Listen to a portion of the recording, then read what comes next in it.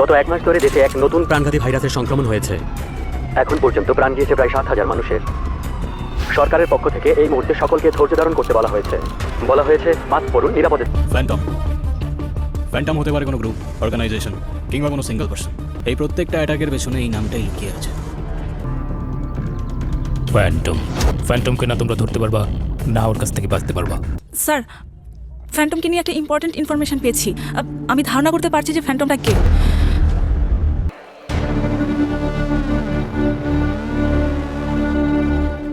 কি ব্যাপার নূর, তুমি এখানে? খুনের পর খুনির বেশে মুখোশ পরে মানুষ সেজে সে এখানেই থাকে স্যার। নাম তার নাদিম কুরেশি।